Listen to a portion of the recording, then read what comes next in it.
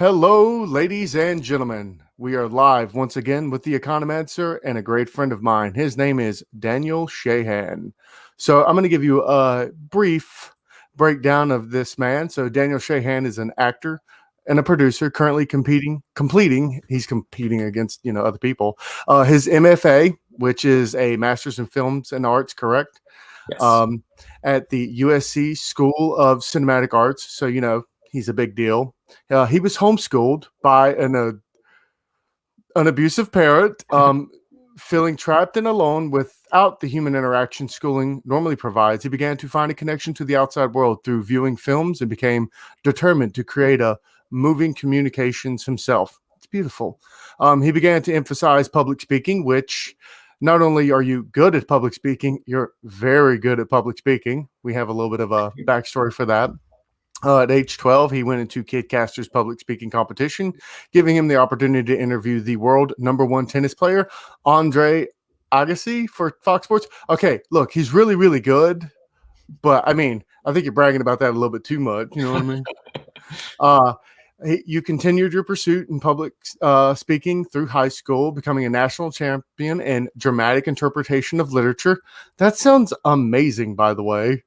You dramatically interpret literature. That sounds like something I wanted to do when I was in high school before I got kicked out. Yeah, it was basically like I would do Braveheart or 1984 or stories like that, and I would interpret them. And so it was kind of like a mixture of acting and public speaking at the same time. That's really awesome. Yeah, I was in drama for years myself. I thought it was, the best place to be. In all seriousness. Anyway, so as I'm doing this, I'm also trying to send out the link to people. So you got your bachelor's degree in film production from John Paul the Great Catholic University and a graduate certificate in digital marketing from Cornell, Ivy League. He utilized these skills to co-found a film production company called IE Atlas Productions in 2013. They specialize in creating media for San Diego area law firms, including one series videos which pressured the opposition into settling over $1 million, which, by the way, people don't understand how powerful it is to have an actual really good firm behind your law firm when it comes to like dramaticism and stuff like that. So I'm super glad that that's something that you touched on. Yeah, that was the idea. We realized that a lot of the time, the lawyers and everything, they can focus on the logical side and on the law, but what really convinces people is what they feel. And a good film or a good like emotional understanding of an issue is what's actually going to make somebody change their mind on something. So like for that particular series of videos, it was about a young girl who had died through medical malpractice. And so we were just showing what their family was going through. And that the lawyer was able to say, look, we're going to show this to a jury if you don't settle. And I think we all know if the jury sees this, they're going to be very much on this family's side. And so that was able to help her case. Absolutely. That is an amazing idea. All right. And so we'll move into the next part. You joined the MFA program in spring 2019, where you have produced short films, which have been played at festivals around the world. One such project titled Spokespeople was a documentary about the lack of access to transportation in Los Angeles. How strange that I'm going to be inviting you on a show to talk about barriers to access and equality. The film won first place short documentary at Flicker's Rhode Island International Festival and was an award winner at the Better Cities Film Festival in Detroit, Michigan. Drawing on your life experiences, you've been particularly interested in stories that show the plight of children, the desire to make films that call to attention to abuses against children, and particular stories that show redemption, overcoming suffering. That is beautiful. I am so glad to have you here on this show today. You are a great friend of mine.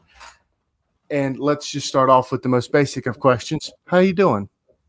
I'm doing good, man. How are you? I'm feeling happy. Good to be here. Nice to talk to you again. It's been a couple months here, so it's good. And dude, congratulations on the getting into UNC, right? Thank you. Yeah. That's going swimmingly. I'm set up for a defense on the 22nd, so I'm good with that. But yeah, so this show isn't about me. I don't really like to make it about me. I'm just a normal guy out here trying to talk to people.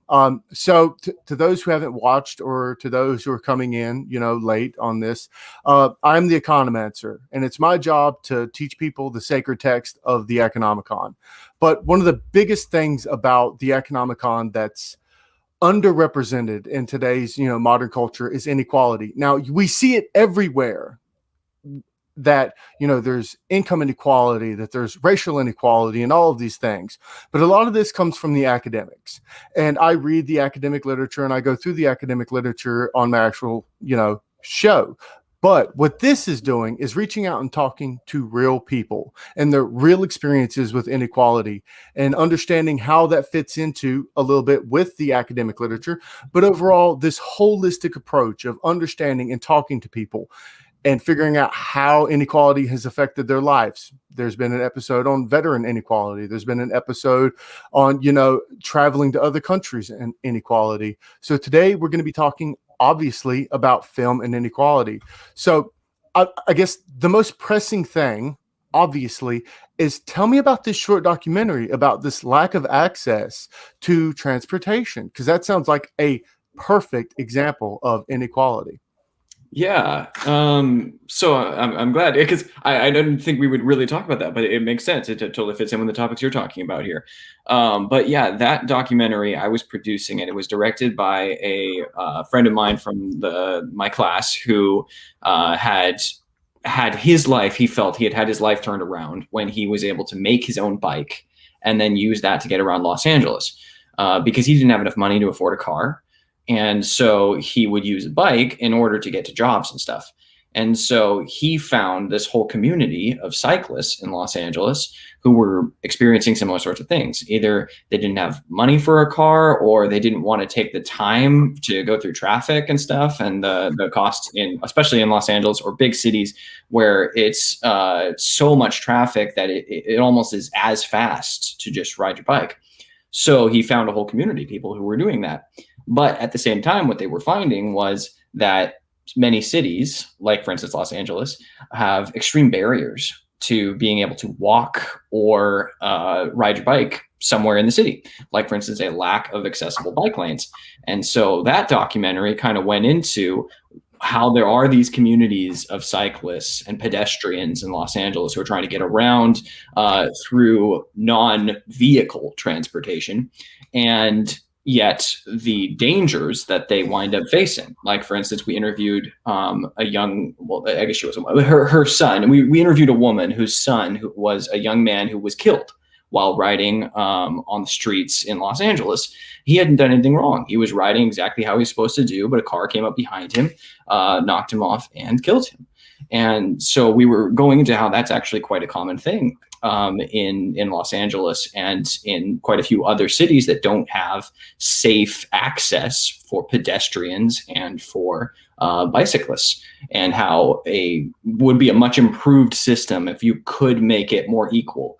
And so some of the experts who we were speaking to had a phrase they called mobility justice, which is the idea that not only cars, but that all forms of transportation can be beneficial, especially for people who don't have the money to afford a car.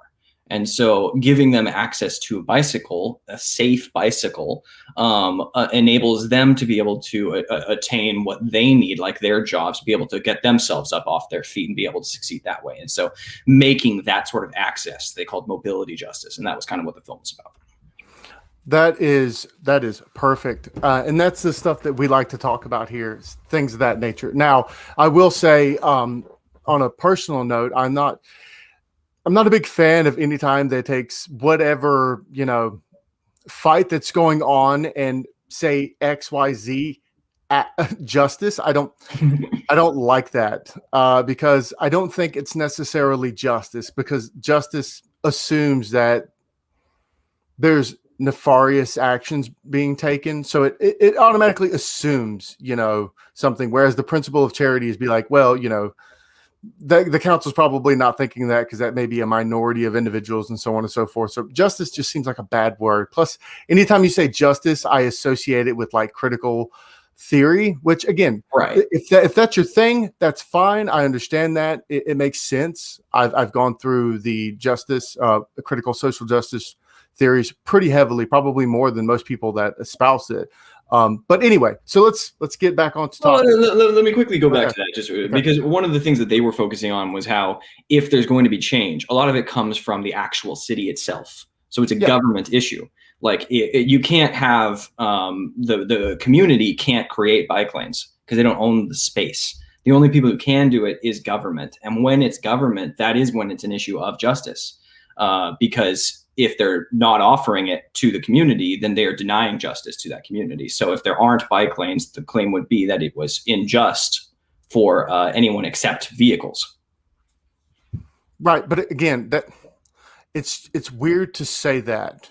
You get what I'm saying? Like that, you're saying that there's some level of injustice from the bikes to the car. That just, or from the cars to the bikes. That just, to Well, me, that's just, the city government to the community, that they're right. not really respecting the needs of the community.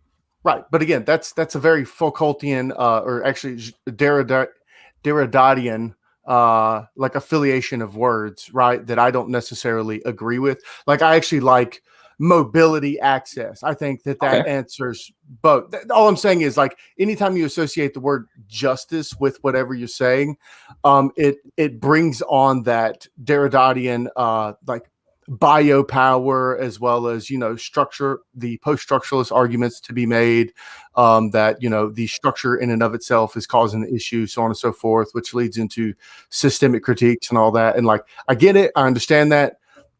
I don't like that for, like, I guess common parlance. I think it's much better to just say mobility access and build on that. I think that's personal, right? You know what I'm saying? Like, I know, again, I think what you did and what they're doing is fantastic, so I don't have any critiques of it. But like, wordplay for me is like, I am a Derridian, obviously. People may not realize that, but I reject critical theory in many aspects, but I do actually talk a lot about critical theory in my own work. Anyway, so let's motivate to the next part. Mhm. So the next one is, obviously, this is something that I can align with you very well. Now, I can't say that I grew up with abusive parents, but I grew up in a childhood through poverty that was different than other people's, and this built some level of inequality. So I would like to talk to you about how the inequality in the relationship that you'd had, and I know you don't really have to talk about this, but I mean, Okay. I feel like it's an important part of this, and obviously this is something that's important to you, is the inequality between parents and children. Now, again, you don't have to give any like crazy backstory, but how do you feel about that power dynamic in our modern day? Because there's a big focus on removing a lot of what would be considered abusive behaviors 20 years ago and moving into a more positivist psychology. And so not positivist in like the philosophical sense, but positivist in psychology frame of raising children. Do you think that's been beneficial? I think that the ultimate goal should be that the community should be aware as much as they can of potential abuses being committed by other members of their community, of their society. And at least within homeschooling, because that's what I had, there was more freedom for certain individuals to get away with abusive behavior because there wasn't enough oversight. And the only people who could really prevent that were children. Like, particularly in my family, the only ones who could do it would be my father or my siblings. And my father was trying to keep the peace in the family, so he would kind of enable abusive behavior, and we children were too young to know what to do with it. So it was one of those where the only solution would be that there would have to be some sort of community in order to prevent that sort of behavior.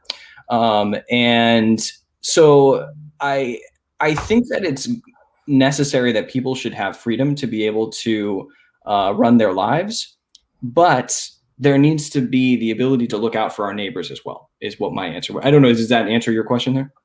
I mean, no, and Okay. I'll redirect the question. Sure. But I do want to point out this is something I was talking about, subjective economic status, and how we can use this like Agnew's general strain theory. This is one of my episodes on like predicting criminal behavior. And one of the things that I had given as a critique was the structuralist argument from collective efficacy. And so this third party intervention in the dynamics between father and son, mother, daughter, so on and so forth, however you want to break it down, that third party intervention of a community, that is the actual stopping point for that criminal behavior that comes from subjective economic status. And so if we dispense with, the collective efficacy, and if we remove, our community from each other, and we become so beholden into our internal family structures, that's actually a really bad thing. So community matters a lot. Mm-hmm. And so now to redirect the question is that I'm asking about the inequality of power within a family structure as a kid and dealing with this. So it's more about how you felt at the time. I mean, obviously, Gotcha. reading it, you said you felt really powerless, but how did that affect you? And then how is that led on?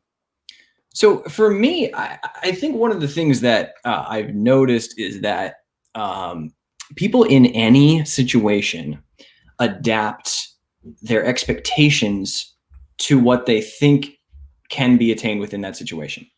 So to me, I didn't think there was anything particularly unusual about it at the time. I was like, well, this is how it is.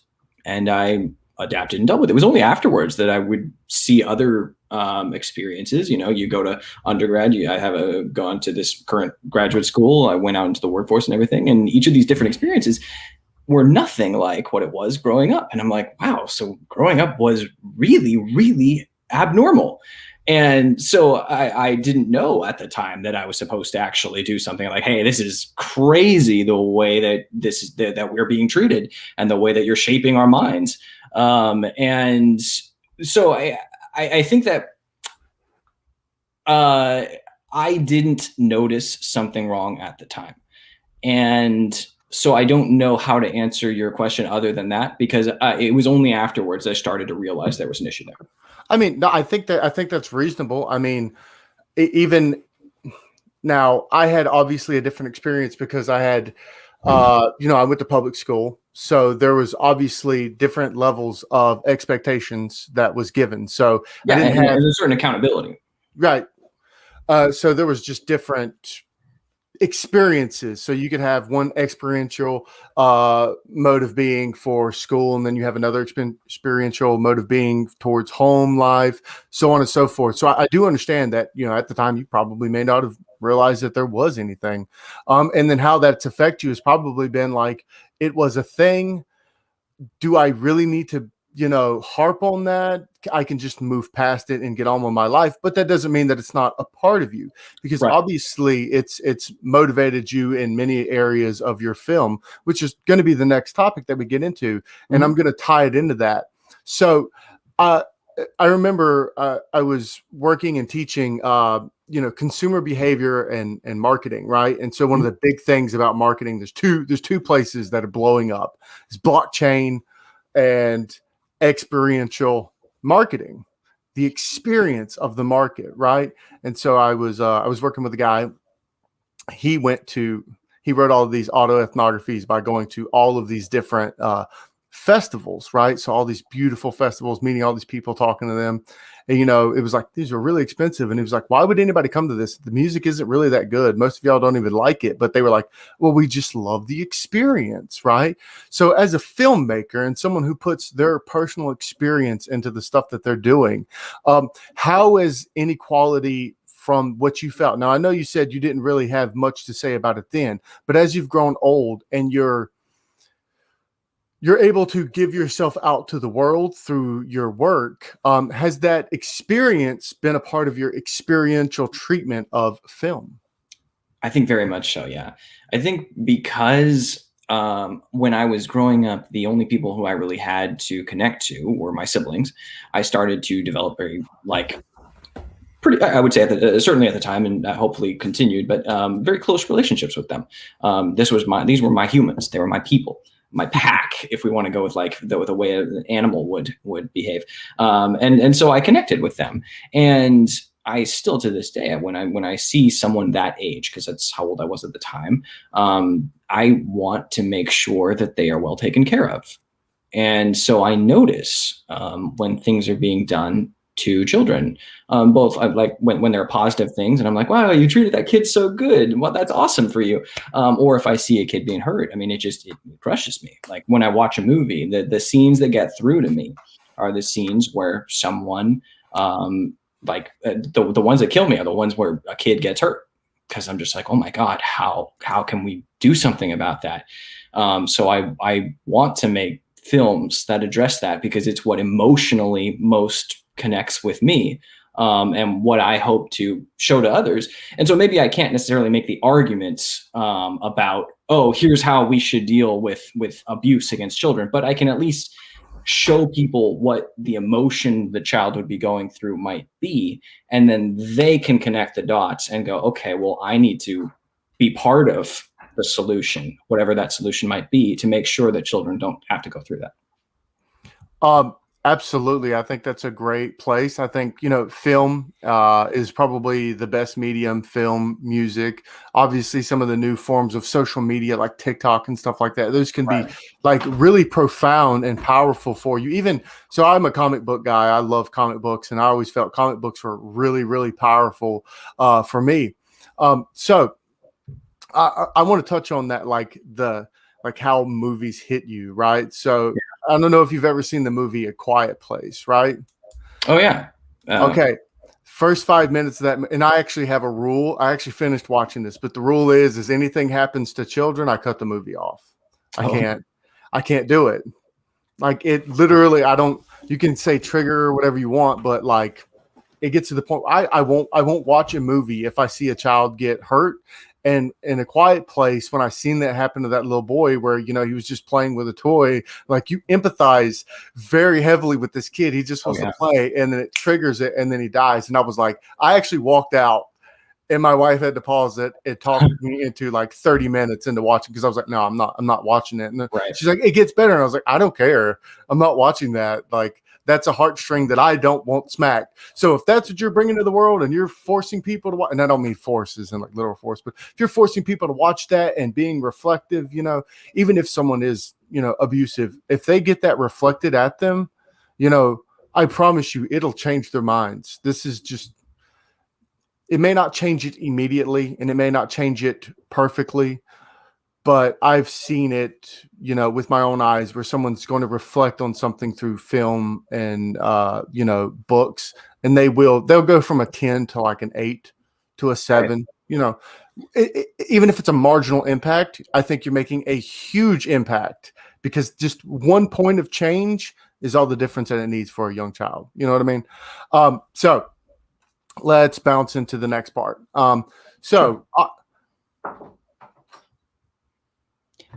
Well, let me quickly just follow up on that. Just one thing. So I like what you said about just a marginal change can make an impact. Because one of the things that I kind of realized, I mean, I loved debating and doing like public speaking, arguing, and all that sort of stuff. But realistically, people don't have their minds changed by debate.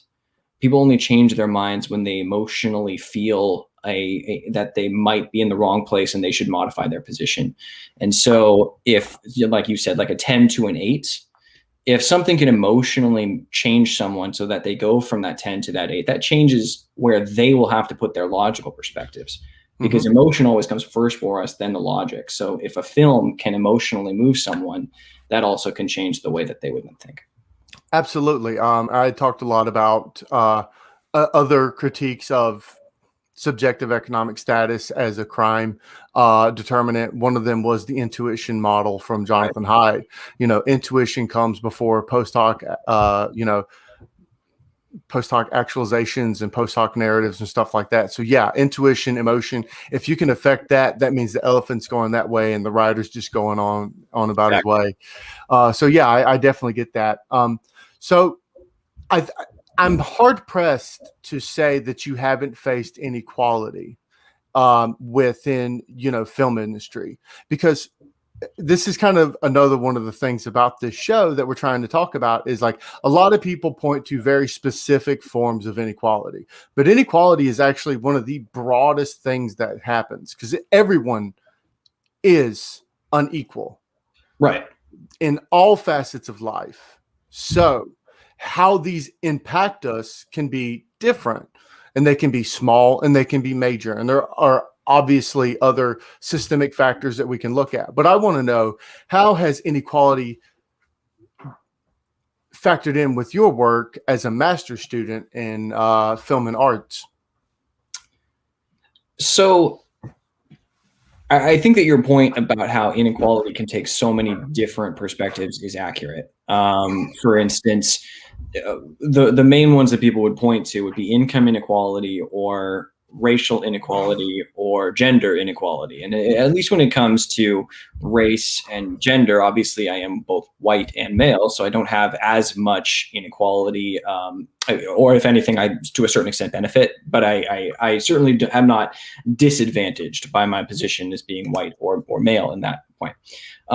But at least when it comes to finances, I think that is certainly a place where I have been certainly disadvantaged in comparison to some of my peers at USC.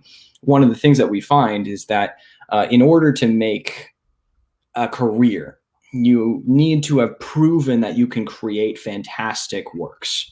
And in order to create something fantastic, it often costs an amazingly high amount of money.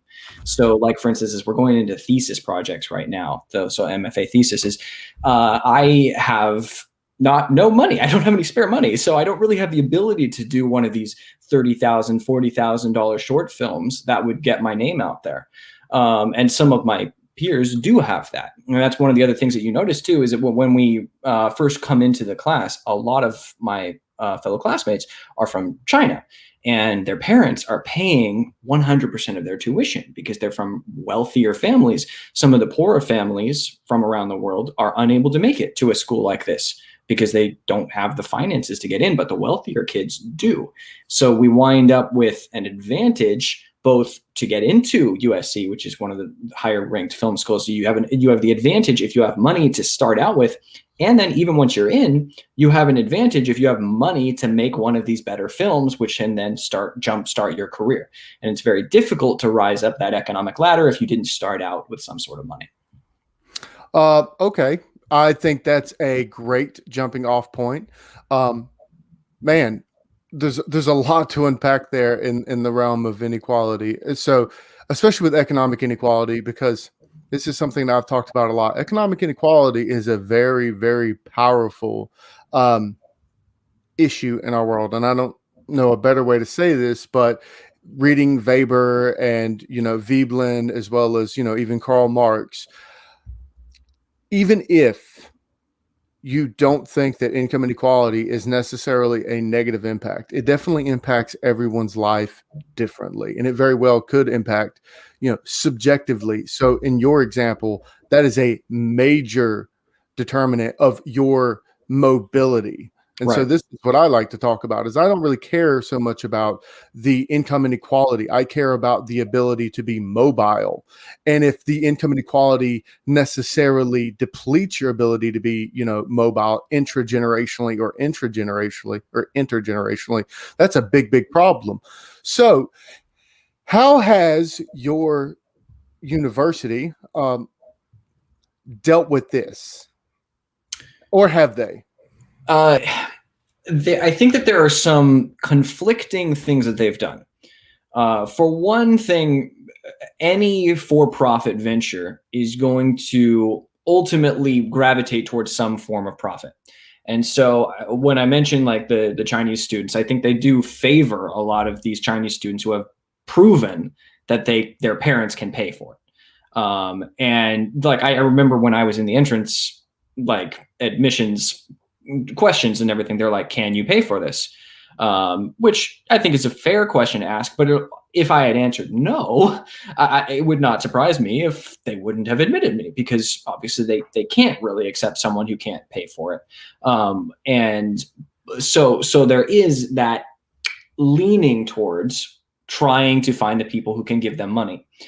At the same time, they have tried to do the opposite. They do have a lot of scholarships that they have set up, which they try and offer to those who are lower income. And there are even scholarships that they have set up specifically to try to help those who might be a more disadvantaged race. The George Lucas Scholarship is one that is typically given to those who are minorities racially, who they try and encourage filmmakers from minority backgrounds to come to the school and offer them that sort of scholarship. And then there is need-based financing, which doesn't come from the school, but it comes from the government. And so through a combination of those different things is some of the things that they have there. But they have not set up anything when it comes to like the thesis issue that I talked about. Yeah. The ones who started out with money, they're just going to have that advantage. And there's really nothing any of the rest of us can do about it. Okay. Now, so this raises the question, and I know this is going to be jumping into rather tough territory, and I don't want anyone to take any of this the wrong way, but the best way to find answers is to prod questions. So we're talking about, minority races, and then we're paralleling this with disadvantages by economic class. And so you have the Chinese students and you have them being favored. And I've seen this in numerous institutions.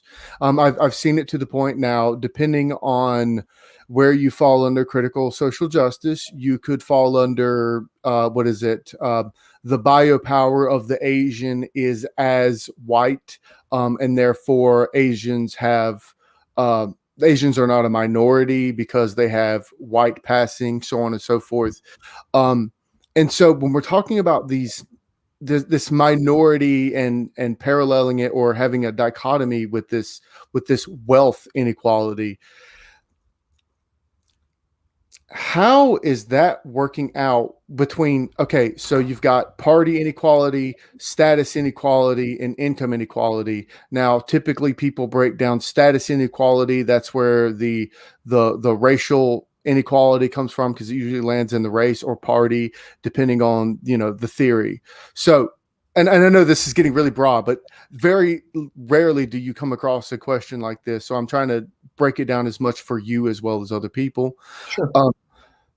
So you have these two forces being parallel to each other. How do you square that circle? Because that seems rather strange that you can have a lot of focus on minorities, but the majority is a minority, but at the same time, they're not a minority. I know it's hard to wrap my head around. So I'm just trying to see if you can, and I know when we're saying minority, we're talking about Latin and African American, as well as, and in some cases it will be like Indian or other types of Asians, but typically when we're talking about like Chinese and Japanese, it doesn't get broke down like that. How does that social status feel? Because you said they got wealth, but they're also minorities. So I'm just curious. Yeah. So it feels like there are a couple of different goals that a film school has. One of them is to make money and survive, because that's the goal of any school. You got to make money and you got to continue your business, right? And then another of the goals, though, particularly with a top flight film school, is to have filmmakers who are going to go and make a name for themselves, because it also makes a name for the university. So like USC loves the fact that George Lucas and Steven Spielberg and Ryan Johnson, those sorts of names, Ryan Coogler, all these different names, they'll pitch out and they'll be like, oh, these filmmakers came from us. And they love that. And one of the things that the film community really wants right now is representation. So as a wing of the film community, USC Film School also wants to reach out to filmmakers who are from less advantaged races, at least in the United States. And so they're trying to promote that so that they can have similar sorts of names come from their school. So you have the two conflicting interests there. You have the desire for funds, which they need in order to remain, but you also have the desire for being noticed, which means they want not only some of their filmmakers to be successful, but in particular, they want minority filmmakers from USC to get noticed. So they're trying to prop them up as much as they can. Okay, fair enough. So I get that's the way the institution's treating it. So first, I just want to touch on some things that this dichotomy, this isn't really a new dichotomy. And I know that obviously, again, I'm not talking directly to you. This is other people. This is something I talked about in Veblen's work on pecuniary emulation. Like the incentive structures that we have in our reality, like you're trying to get as much money and to be the best out of this, but you also have this like secondary, and that would be like this status effect that we're trying to get. So we have the pecuniary, which is the money. So we're chasing the money, we're emulating those who are rich and wealthy, but it also has to be associated with the status. And then we don't want just status, we want status from selection. It's what I mean by that is we want status by saying, okay, well, we don't just put out the best, we put out the best minorities. Right. That sounds really strange. And I understand, like I said, I understand why, because there is disadvantages.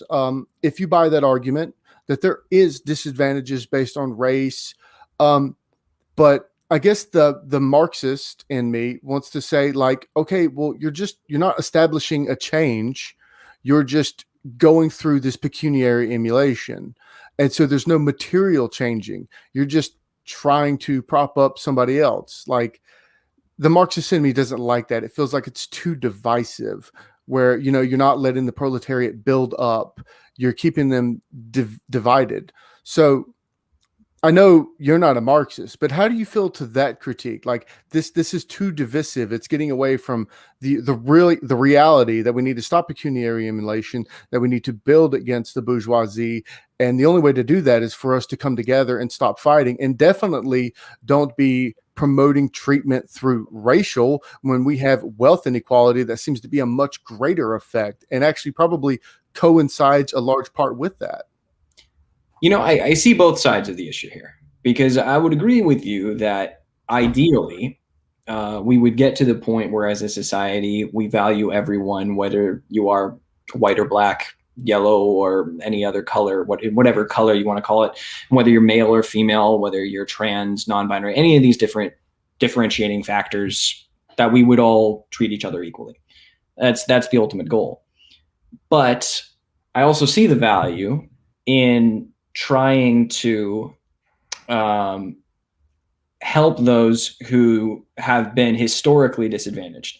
And so this is an interesting area for inequality. A lot of films have been overwhelmingly white and heavily, heavily male. Mount St. Mary's University, which is right next to us, has been doing a lot of, next to the USC, has been doing a lot of research into the percentages of how many films have female leads, how many of them have female characters, and what the percentage of dialogue is for those characters. And they wind up finding that the overwhelming majority of Hollywood films, particularly big budget Hollywood films, for the last, ever since Hollywood was started, have had male leads, have had mostly the sub characters have been male, and the female characters have far less dialogue than the males. And in the same way, Latinx representation, or I'm going to stop you there, please. Sure. This is a personal statement. I work a lot in the Latin community. Latinx is extremely offensive. I don't know why that's a thing. That's super offensive. It depends on. I've seen this actually happen. So Latinx is supported among those who are more liberal, whereas It's more conservatives have an West issue Coast. with No, that. it's West Coast versus East Coast, and it's That all might be about with you. Okay, sure. where the Latin community comes from, right? So East Coast has more of the island-based Latin community, Puerto Rico, Cuba, hugely conservative and stuff like that. Right. So on the East Coast, like that's like super frowned upon. On the Sure. West Coast, when you have and it's not even it's native, and it's not even the native Mexicans. I guess you could say it's derivatives of white Mexicans that are okay with the Latinx, but like the native, like the Southern Mexicans, they also don't like it. So it does get disaggregated, but like as a That's what I general tried to say rule, both. It's like yeah, Latino or Latinx. yeah, Because like I hear both. Like yeah, in obviously in Los Angeles, and you get some of both.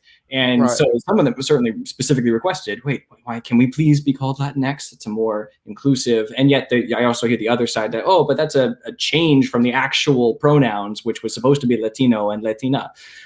So I always liked Latin at. I thought that was the best one, Latin at, because Latinette. it's the A, it's the at symbol, so it's the Yeah. A and the O. I All that right, was Latinette. We'll call them that that. was that was really cool for me. But when Latinx came out, because I was like, I was working with some people, and we were doing in some of the critical social justice stuff, and then that came up about the Latinx, Right. and that was a weird day, a weird conversation.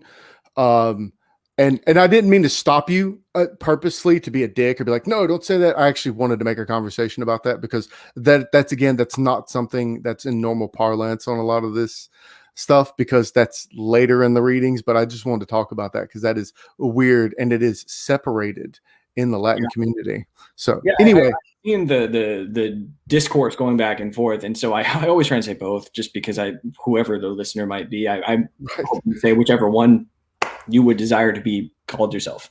right, purple. Okay, so again, I'm sorry, I hated to cut you off on that, but No, okay, so I have another question. So let's talk about the inequality in films with male versus female leads and heavily white.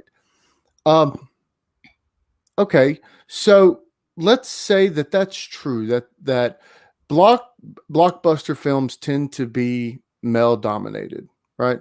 Now that's yeah, obviously not as true these days, though there's a lot of pushback, right? So like right, I'm big into the comics book community. I was there for Comicsgate. I seen how that went. I seen right. the fall of comic book. Soon as comic books took that, it completely collapsed and comic books are dead, right? So nobody reads them anymore. If they tell you that they do, they're liars. They just purchase the web comic and they feel cool about themselves, but they don't actually read it because it's terrible. But films is a weird place because we're now seeing far more action films with female stars, but they're not doing as good as male films, right? And so we could point to say that, okay, this is society saying that, the male is still preferred over the female. Well, I'm not Or sure you're getting those numbers, because Wonder Woman and Birds of Prey both have done very, very well for themselves. Birds of Prey did terrible. No, Birds of Prey was quite successful. I mean, it wasn't like as successful as maybe The Dark Knight or something, but for its budget and for what it was released as, it did quite well. Also, I It liked did. that movie. I thought it was good. I mean, it came out 1 week, did okay, and then got manhandled by Sonic. Well, okay, I haven't checked the specific numbers on it. Yeah, yeah. But Wonder Woman did It was very tell. well. Wonder Woman did, but Wonder Woman 84 did not. Well, that's good. Wonder Woman 84 was not a good film. Also, No, it wasn't. I'm not sure if Wonder Woman 84 didn't do well, because it was on HBO, and from what I can tell, pretty much everyone who I talked to has seen it. So at least I think they saw it streaming wise. And I don't think people liked it as a film because it wasn't anywhere near as good as the first one, but people were watching it. Yeah, well, okay. So again, let's think about sample selection. So aggregate 356 million Americans, and we'll just chop that in half for people who are actually going to be able to watch the movie. I don't think it did nearly as well as the first one. Again, the first one had nothing to do with Wonder Woman. You could have actually removed Wonder Woman from the entire movie, and it would have actually been a good movie. And see, that's the way a good movie should be, though. Really? What I mean by I truly believe that. Like, think about the love story that's involved, right? The confrontation, like, okay, so she's a super powerful creature, she never faces any danger, but the male in the role, I mean, yeah, he didn't have many lines, but he had to overcome so much more, willing to sacrifice himself. These are still things that the male archetype would want to look at, as well as you also get the female lead that also fulfills the male archetype, right? And it also fulfills the female archetype. And again, I'm just talking about like Well, pure at least archetypes. sure. Yeah. Right. But the fact that you call them the male and female archetype kind of goes to show that it's become expected that the male is going to be the lead. And so Right. it's unusual that we would switch to the female. And that's part of Sure. why, like, when you talk about inequality, that does kind of illustrate the fact that there has been less of these types of films. Oh, I mean, I don't think it's just been films. I think this inequality is a part of, and I wouldn't say human nature. I'm not going to appeal to nature, but I'm saying for the entirety of human civilization and pre-civilization, there's been an inequality between the sexes for numerous biological reasons, right? So we evolved different. Now we're coming to a point where we're moving, I guess you could say, past, just strict Darwinist expectations, right? So we're moving past a lot of that. It's not absolutely necessary for men to hold up these certain beliefs or to even act out in this certain way. We're not facing down, tigers and lions and bears. Oh my, right? Like we don't have to. And I'm not saying that we should. I'm just saying that throughout human history, it has been this kind of dynamic. When you say throughout human history, it hasn't been throughout all human history. For instance, the hunter-gatherer societies were much more egalitarian. And you'll see individual societies throughout history who were more egalitarian. Now, I would agree with you that the vast majority of recorded history has had a more patriarchal society. Whether or not that means that it's innate in our nature, though, I don't think it does, because we see counterexamples that do exist suggesting that it doesn't have to be this way. It's just that we did gravitate towards it being that way. And like you said, probably for survival necessity throughout the majority of those cultures. Right. Now, I will say I've actually been pointed at this. This is something I've studied pretty heavily in the inequality, because I don't know how many times I've had to read that, hunter-gatherer societies were actually more egalitarian. That's just patently false. I don't know why that myth is always out there. Actually, if you look at hunter-gatherer societies, and you can actually, okay, so anthropologically, we anthropomorphize animals, right? That's the best way to look at them. So in anthropology and even in biology, when we have an animal and we're trying to study them, we anthropomorphize them, and then we back walk our deduction, right? So we look at the wolves. I don't know how many years we talked about wolves being alpha, beta, and all of that, right? Well, it comes to find out that they're not actually alpha and beta. It's actually a familial structure, but it's still father, mother, puppies, right? And so hunter-gatherer societies are very much associated with that. So it wasn't that there was, it was that there may have been more equality between sexes, Sure, because you had the lead male and the lead female. And then, in fact, the lead female had a lot of power because the male had to be gone. So the lead female had to take over a large swath of power. And then the male lead on the, on the hunter side, he probably didn't have as much power because he had to vie for control to keep, order. So there was a lot less, I guess you could say, anger, because it was manageable because everyone was going to be violent. But this difference between the top hierarch and the bottom is almost what led into it's almost a direct representation in the feudal systems, right? So like when we say, and again, I'm not trying to say that you're wrong, but when we're looking at egalitarian, we have to actually try to symbolize this and what we mean. So yes, the bottom was more equal and the top was more equal, but the differences between the two is vastly different. And this is something, again, that Veblen had talked about when you look at like rich people, like rich women and rich men, they're actually much, much more equal. The real big difference between the sexes is in the middle class and the lower class, because that's where women are still treated as chattel. They're still kept at home. They're not allowed to go out and explore the world. They're not allowed to go out and experience life. They have to be at home taking care of kids and stuff like that. And so that's what I'm pointing at, is like, it's weird to say that it's more egalitarian because it's more, but it's less at the same time. So I just wanted to kind of go through that. Sure, but when you say that, like, the male would go off hunting and the woman would have essentially power over the family while she was staying at home, essentially what that means is a 1A and 1B, Yeah. as opposed to a setup where, and like clearly the woman would still be the 1B. So I will agree with you on that. Like, it still wasn't complete, like 50-50. There was still basically 55-45. The male was still on, like, the ultimate say comes down to the male when the male comes home. But as 1A, 1B, that was certainly much more egalitarian than the overall society that you then described with, like, the middle and lower classes in. Oh, yeah. So, Oh, yeah. So if we could come back to a 55-45 structure, a 1A, 1B, even that would need much, much more like female representation in terms of film, because we certainly don't see 55-45 right now. And we know it's possible, because even those structures that were hunter-gatherer, which, like you said, maybe not necessarily 50-50, but certainly much closer than Right. A 90-10 or something like that. Right. Well, again, and I was going to get into, like, I'm not 100% sure how unequal movies are now. I actually, and so I'll give you a brief thought. I don't watch movies. I don't watch TV. Sure. I don't watch TikTok. I occasionally scroll some Instagram reels. I don't do that. I'm too busy. I work full time. I do part-time research on the side. I'm trying to publish 3 different papers. So, and I run this show and all the others. I don't have time. So if I'm not reading or working, I'm sleeping. That's it.